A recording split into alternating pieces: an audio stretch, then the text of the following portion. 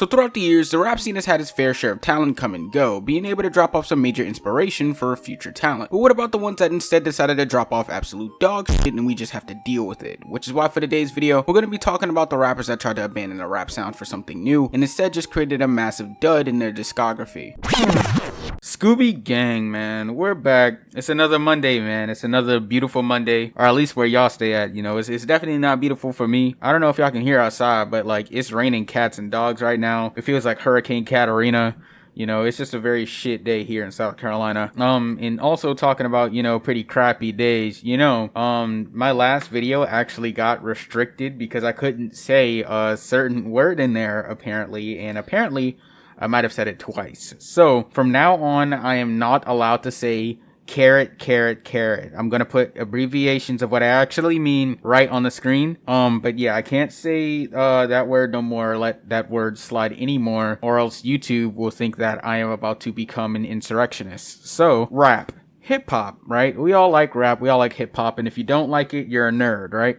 In hip-hop, you know, it's been changing, you know, it's been growing, you know what I mean? People, you know, new people, they come and go every day, you know what I mean? They're like flies in your kitchen, you know, they die after like 35 minutes and then another one just sprouts up out of their body, you know what I mean? And with rappers, they like to change too, and you know, with the rappers that come and go, they like to try and go and change into a whole new genre. So of course, we're back with Matty Balls here to talk about rappers who switched genres and failed. And of course, he's more likely going to talk about Lil Wayne and when he tried to do that whole punk rock thing and failed because nobody liked that shit. You remember that? You remember that song Prom Night? Yeah. Wish it was never made. And of course, Maddie here is going to talk about Machine Gun Kelly too, because I mean, why wouldn't you talk about the dude who got dissed so hard by Eminem that he went from B-grade rap music to dog shit punk music? I mean, come on. So that's what this is going to be, you know what I mean? This is the Gabagool. So I hope y'all got, you know, your good beverage. I don't. I am literally dying of thirst right now. You know, I hope y'all got your good snacks, because by the time you see this video, you know, you're probably out of school. I don't even have kids started school today? I don't know.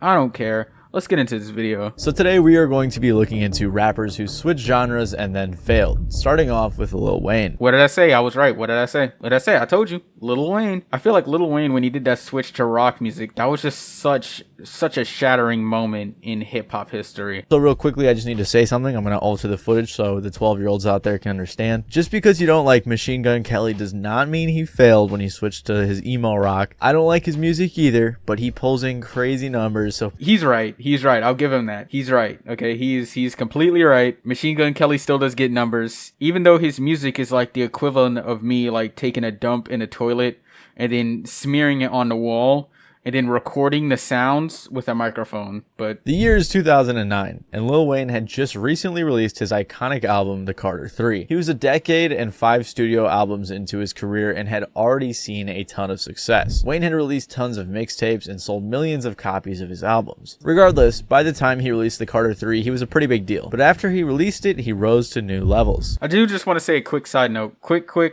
side note for people in the comments, right? Which one do y'all think was better, Carter 2 or Carter 3? I constantly see this debate, you know what I mean, amongst hip-hop fans. So I personally liked Carter 3 just a little bit more, and even though it did not age as well, still kind of liked it. I don't care. So when The Carter 3 released in 2008, it was extremely successful, selling over 1 million copies in its first week. Alright, second question. Do y'all ever think any rapper today would be able to top 1 million first week? That's another question for y'all. I don't think it's possible. I know Travis Scott just had that boo-boo ass album Utopia. I know that just did 400k first week, but I think that's like the peak of it all right there. The album won 3 Grammys, 1 for Best Rap Album, 1 for Best Rap Performance, and 1 for Best Rap Song. So I'm sure you can imagine how much of a surprise it was for people when, after rapping his ass off for almost a decade and releasing one of the most successful albums of the 2000s, Lil Wayne followed up with a rock album. He'd also collaborated with Weezer on the song Can't Stop Partying. Wait, so Lil Wayne did a collab with Weezer? That's like something I would have never seen coming. I know people really don't like Raditude. I've never listened to Raditude, and I haven't listened to Weezer either because I can't be bothered to, but that's like actually like kind of goofy to see that Lil Wayne has a Weezer collab.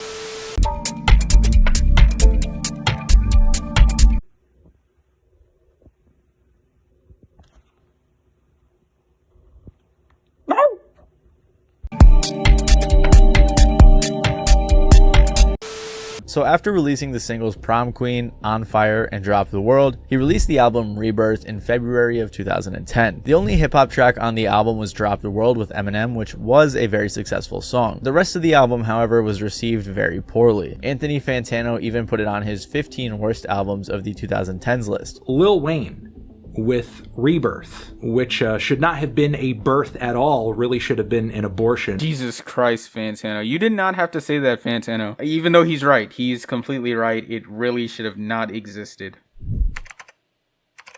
Alright. We're getting into Logic. There's so many different lanes to Logic, man. I mean, you know, he went from, you know, being that up-and-coming rapper, you know, with the boom-bap beats and whatnot. Logic has to be one of the most inconsistent rappers of all time. I can't think of a rapper who has been so up and down in his career as far as Logic goes, so it's no surprise I'm even seeing him in this video. Logic made himself much more easy to hate after releasing the album Everybody in 2017, which contained tons of lines about his biracialness and just plenty of other corny stuff. And the 1-800 song, guys. That was the 1-800 song. I feel like Logic really did shoot himself in the foot with that Everybody album. I said it before because it's just too many biracial bars. It felt too corny. It felt so pointless and just so underwhelming. It was just so stupid. It was his most successful album and gave him his biggest song to date, 1-800, a song about mental illness. But this song was also subject to much criticism for being bland despite having a good message. It's so great being a white rapper. White, everything. Honestly, I feel pretty bad for Royce. Like, I'm not gonna lie, bruh. That was just such a bruh moment for a song. Because I remember when that came out. And I think everybody's reaction to that was like, you know, that straight face meme? Like, just no reaction, just... So Royce released it and it was terrible and it became a huge meme. On top of that track, Logic released 2 more albums that both contain some fairly mediocre lyrics and lackluster music compared to what Logic is capable of. Like, imagine being in Logic's shoes. That must suck, man. Imagine just taking just such a continuous barrage of L's. You know what I mean? Just for you just to keep doubling down. Like, I don't understand why he continuously kept doubling down on the L's. You did not have to keep doubling down. The Supermarket was like the double down of double downs. 4 albums in, people are calling your music trash. Alright, so he's getting into Kid Cudi, and I'll say this, right? I'll say this about Kid Cudi, right? I don't listen to enough Kid Cudi to, like, actually give a shit about Kid Cudi. But what I will say is that I've seen a lot of people not like Speeding Bullet to Heaven, thinking it is just genuine trash. And you know what? That's understandable. I feel like what I have heard from Kid Cudi has been either like really good or just really shit. Like, there's no in between with Cudi, so. The music was alright, but Cudi sounded awkward on a handful of songs. And because of the terribly dark lyrics throughout the album, it was really awkward for the majority of people to listen to. Oh, and there were the... It's not even just the fact that Cudi sounds awkward on that project. I mean, Cudi sounds awkward, like, I'm gonna be honest. I know y'all gonna hate me for saying this, but like, Cudi sounds pretty awkward on like 70% of the music in his discography. He tends to sound like super awkward. What was it? When he finally dropped like Man on the Moon 3 or whatever it was, man, that came out like a few years ago. He sounded so awkward on that album. Like, I don't know. Cudi, he's not a rapper. Cudi, he just doesn't have a rapping voice. He's more like a singy, poppy, kind of groovy type. He just doesn't have the voice for certain things. Another critic for Pitchfork said, while his diehard fans await his long-delayed Man on the Moon 3, Kid Cudi opted instead to release a 90-minute double-disc rock album. Unfiltered, unpolished, and uncomfortable, this album is a failure and not even a noble one. No, I can't do it anymore. I can't do it.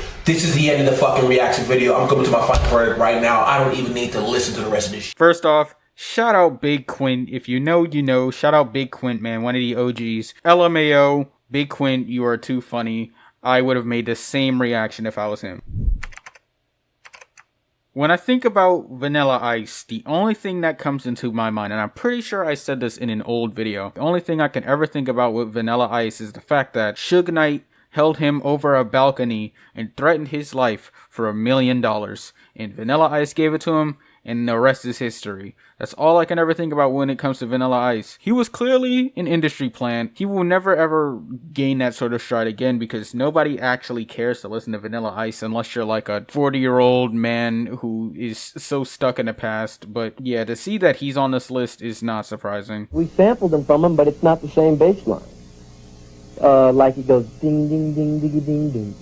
Ding, ding, ding, ding, ding, ding. I can't take Vanilla Ice seriously in this clip right now. Why does he look like a created character? Like, does he not look like a created character from like a video game or something? Like, it feels like I would see him on like a GTA server. It's so goofy right now. After this, he was dropped from his label, didn't work with Robinson again, and the greater metal community stayed away from him.